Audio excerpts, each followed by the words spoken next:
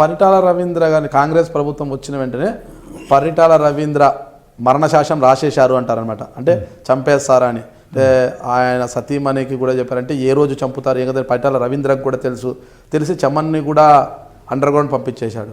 అయితే పరిటాల రవీంద్ర మాత్రం under ground వెళ్ళుకోకుండా ఇక్కడే ఉండిపోయారు. అంటే జిల్లా పార్టీ అధ్యక్షునిగా మీరేం ఆదేశించలేదా? చెప్పాను మమ్మల్ని సలహా అడిగితే మీరు ఖచ్చితంగా బయటికి పోయేది మేలు, ఏదైనా అమెరికా అట్లా వెళ్ళిపోతే బాగుంటుంది అని చెప్పినాను నేను కూడా. లేదా అట్లా ఆయన బతికేది వద్దన్నా ఏమైతే ఉంటే ఉంటాం లేకుంటే పోతామని చెప్పినాడు. కానీ ఇంకో రకం కాదు అట్లా. ఆయన ఖచ్చితంగా ఆ మాట అన్నాడు. ఆయన ఉంటే పోయినా అంత అవమానంగా బతికేదానికంటే నేను పోయినప్పుడు ఇబ్బంది లేదు అన్నట్లు మాట్లాడాను పౌరుషంగా. లేదు అని అందరూ చెప్పాము, నేను ఒకడే కాదు నా సన్నిహితులు అందరితో ఆలోచన చేస్తే అందరూ కూడా నువ్వు వెళ్ళిపో మాటిని నిన్ను చంపుతారు అనేటువంటి ఆలోచన ఉంది అని చెప్పాను. అంటే పరిటాల రవి గారు పార్టీలో ఉన్నంత వరకు ఎలా ఉండేది ఆయన వ్యవహార శైలి కానీ ఆయన పరిస్థితి కానీ? అంత ఇబ్బంది పెట్టేవాడేం కాదు. కాకపోతే ఆయన ఏదో మాట జరగాలనేవాడు మేము మా దాన్ని అనుసరించుకొని ఎటు కాకుండా పోయేది అటువంటి పరిస్థితిలో ఉండదు కాబట్టి నేను ఆ లైన్లో పోయేటువంటి. పరిటాల రవి మరణం అనేది అనంతపురం జిల్లాలో టీడీపీకి అసలు చాలా పెద్ద దెబ్బ.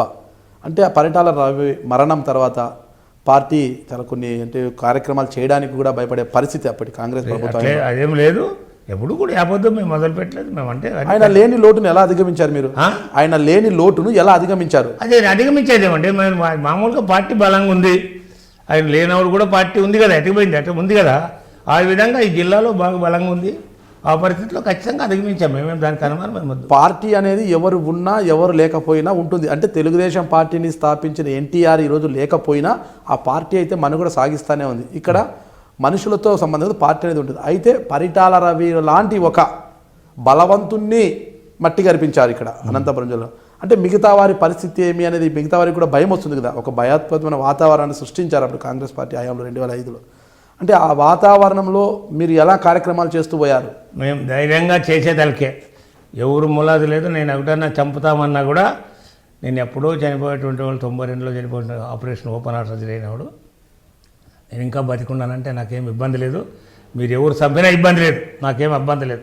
ఎట్లంటే ఒకసారి పరిటాల రవిని చంపినటువంటి సింహానికి స్వాగతం అని చెప్పి కాంగ్రెస్ వాళ్ళు కట్టింటే, బ్యానర్లు కట్టింటే ఆయన సునీతమ్మ అమ్మన ఇట్లా కట్టినారన్నా నీకు తెలిసినా లేదంటే మా చూశానమ్మా నేను పొద్దు మాట్లాడాలనుకున్నాను, ఎవరు వస్తే బాగుంటుంది అని చెప్పాను.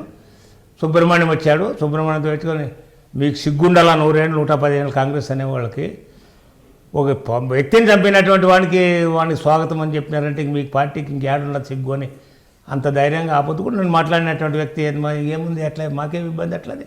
అట్లే కాదు మీనా గారు అటుకు వచ్చినాడు. అప్పుడు వచ్చినటువంటి కార్యకర్తల నుంచి గోవాని గొలాట్ చేస్తుంటారు. వచ్చి పదం అంటే ఎవరు రాకపోయారు. కానీ నేను అంత పోయినాను మీనాన్ని అడిగినాను, ఏమండి ఇట్లా అది ఇది అని చెప్పి అడిగినాను.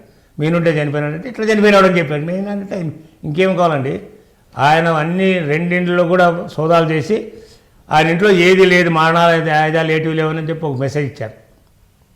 మీరు ఒక ఆర్డర్ వేశారు, 2 వాహనాల కంటే ఎక్కువ తిరుగుతాను ఒక ఆర్డర్ వేశారు.